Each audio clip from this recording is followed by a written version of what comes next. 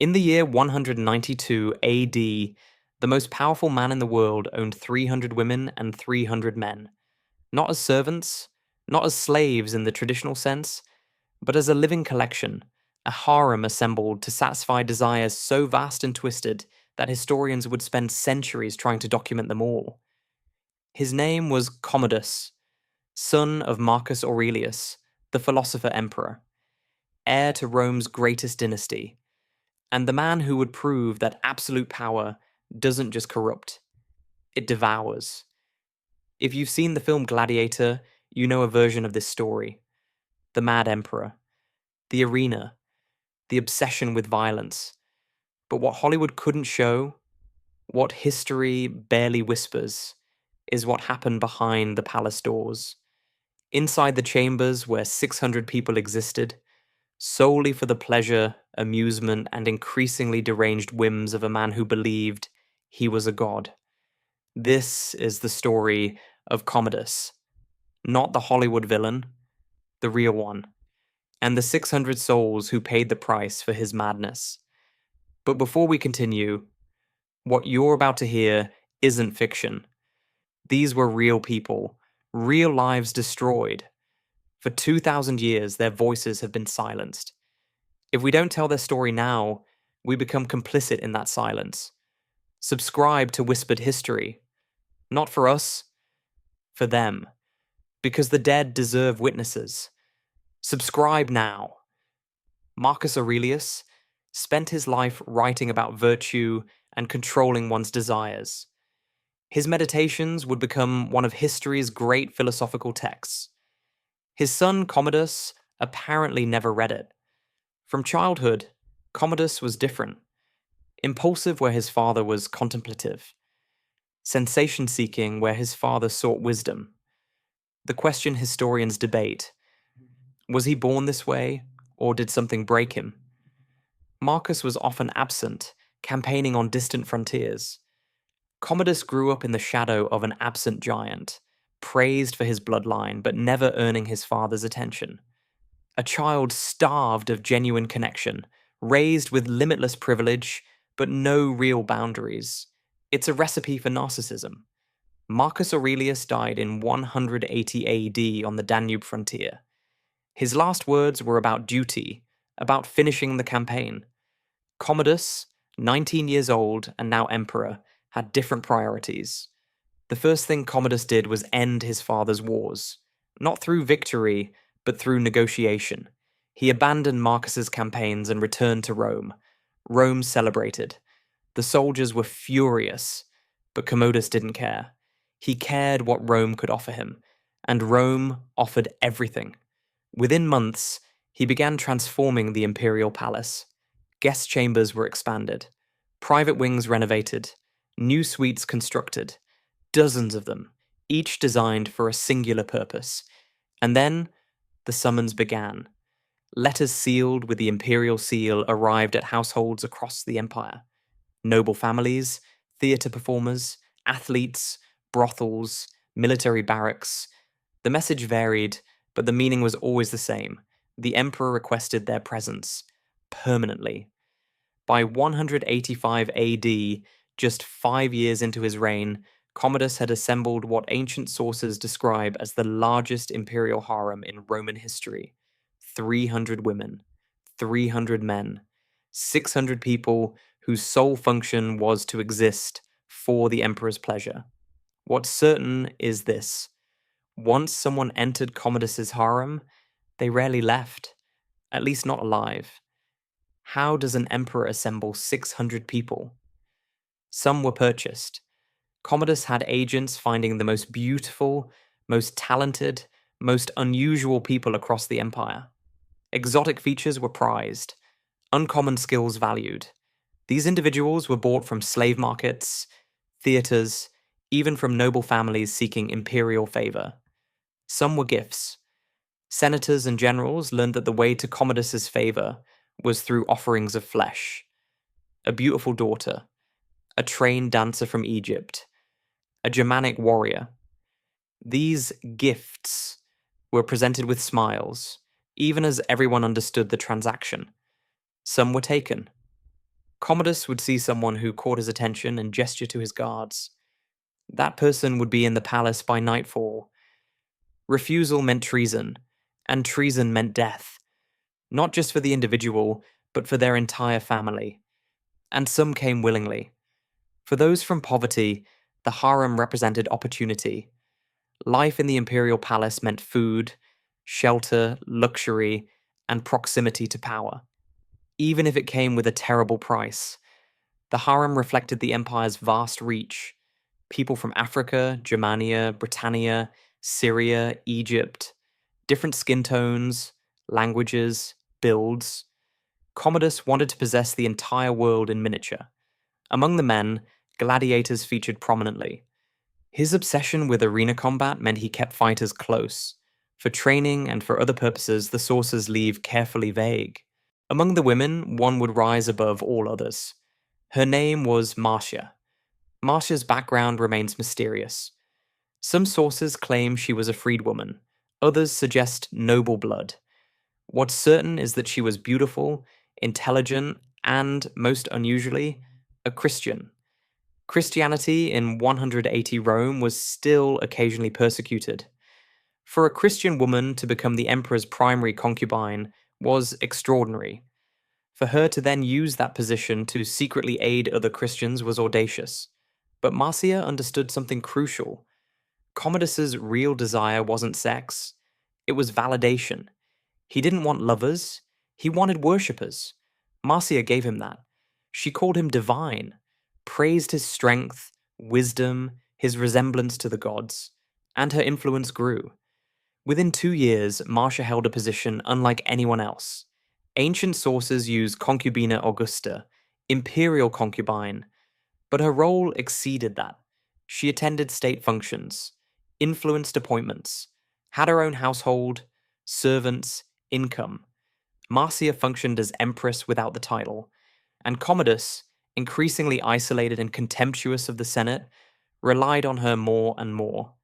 But Marcia was playing a longer game. She was watching him deteriorate and making plans. By 186 AD, Commodus stopped pretending to be merely emperor. He appeared in public dressed as Hercules, wearing a lion skin and carrying a club. He renamed months after himself: Amazonius, Invictus, Exuperatorius.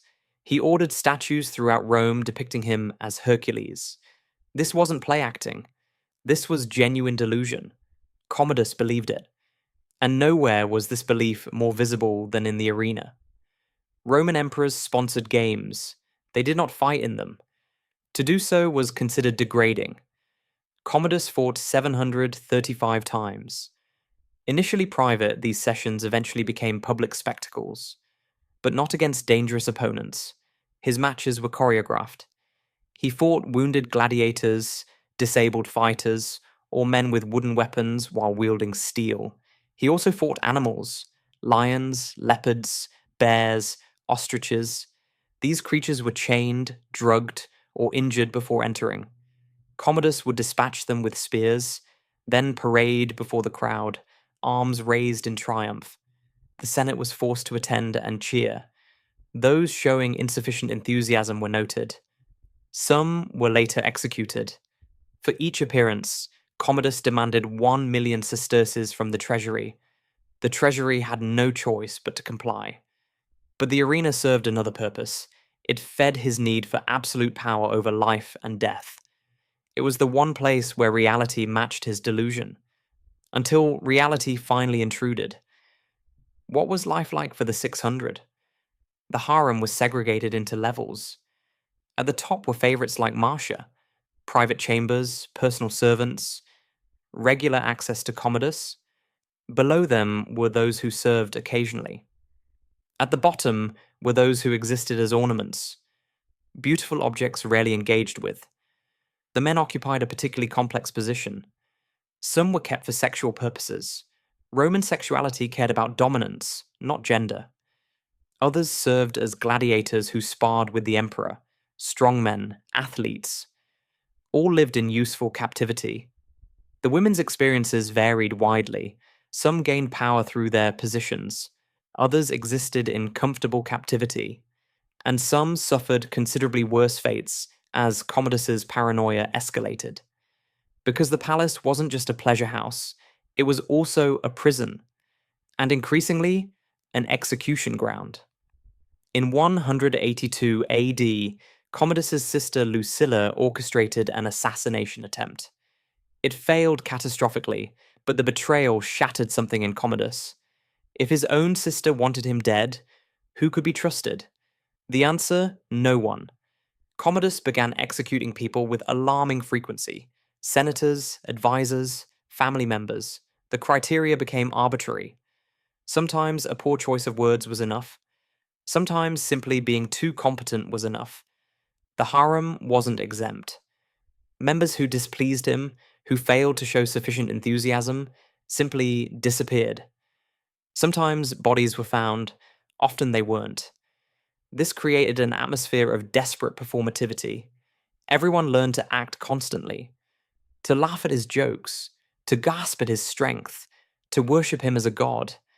The harem became a theatre of false enthusiasm, with 600 actors performing for an audience of one who held absolute power of life and death. Marcia watched all of this, and she began coordinating with two men: Eclectus, the imperial chamberlain, and Latus, the praetorian prefect. By the late 192 AD, the three had reached a terrible conclusion. Commodus was going to kill them eventually. They decided to move first. December 31st, 192 AD. Commodus had planned to appear as a gladiator, emerging from the gladiator's barracks rather than the imperial box, symbolizing his identity with the fighters. The Senate would watch their emperor perform as a common arena slave. The humiliation was deliberate, but he wouldn't live to see it. The plan was Marcia's.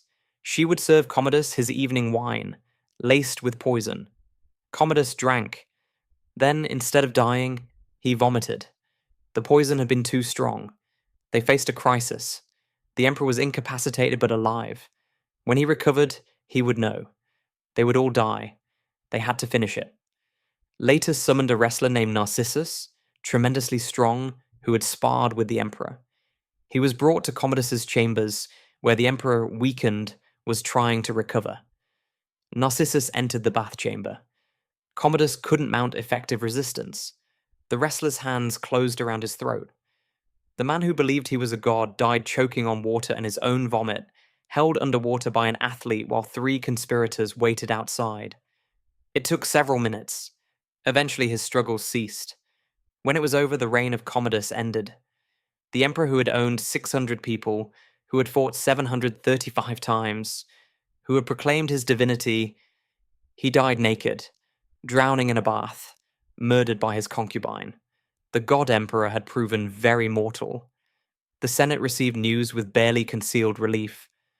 Commodus was damned in memory, damnatio memoriae. His name chiseled from monuments, his statues torn down, his harem was dispersed. Some were freed, others transferred to the new emperor, who quickly released most. A few simply disappeared. Marcia's fate is uncertain. Some sources suggest she lived quietly. Others claim she was executed by Septimius Severus. The historical record goes silent, but their story mattered. Because Commodus represented what happens when someone with unlimited power is fundamentally broken. Modern psychologists analyzing Commodus identify narcissistic personality disorder, grandiosity, need for admiration, rage when insufficiently praised. But there's more. The Hercules delusion suggests psychosis, possibly exacerbated by lead poisoning from Roman plumbing or mercury from medicines. The harem itself becomes a symptom. 600 people weren't needed for gratification. The harem was about possession, about creating a private world where everyone validated his distorted self-image. It was a massive delusion made real through power. And for 12 years, it worked. Until 3 people in his harem decided reality needed to reassert itself. The specifics are unique to ancient Rome, but the pattern isn't. Throughout history, figures given absolute power construct elaborate fantasies and force others to perform in them. who surround themselves with required validators, who interpret dissent as betrayal. Modern psychology has terms for these patterns, but the dynamic remains. Power without accountability enables delusion, and delusion collapses into violence. Commodus's harem was extreme, possible only in Rome's pre-modern empire. But the impulse to surround oneself with people who exist only to affirm importance isn't ancient. Today we see it differently. The cult leader, the wealthy narcissist maintaining a compliant staff, the authoritarian demanding worship and executing dissent. The technology changes, the scale varies, but the pattern endures. When someone with deep psychological damage gains absolute power, those closest pay the highest price. History remembers Commodus, barely remembers Marcia. The other 599? They're statistics, footnotes, but each was a person. Each had a life before. Each had family, hopes, fears. Each made the calculation to enter that palace. And each paid a price. Some left physically unharmed, but psychologically scarred. Some never left. Some, like Marcia, tried to use their position for good. Some simply endured. They lived in the shadow of madness, performing for a man who believed his delusions. They watched him deteriorate from eccentric to tyrant. They survived his purges or didn't. And when he died, they scattered into history. Their stories lost. But collectively, they matter. They're a reminder that every tyrant's story includes victims. That behind every fantasy are real people forced to participate. That power's corruption isn't just about the holder. It's about what that person does to everyone around them. Commodus died believing he was Hercules. The record suggests he was something more mundane, a damaged man given unlimited power who used it to construct a fantasy where his delusions were validated by 600 captive performers. The fantasy lasted 12 years. It ended in a bathtub, with the god emperor choking on his mortality. There's a lesson here, though we keep forgetting it. Power doesn't heal psychological wounds. Validation from those with no choice isn't real, and building a world where everyone must agree you're a god doesn't make you divine. It makes you a tyrant surrounded by prisoners. The 600 learned that the hard way. Most paid with years of their lives. Some paid with their lives entirely. And their story got buried beneath the larger narrative of emperors and empires. But here at Whispered History, we remember what history tried to forget. Share this video, and remember, behind every tyrant's fantasy are real people forced to live in it. The 600 deserve to be remembered, not as statistics, but as people. Thank you for watching.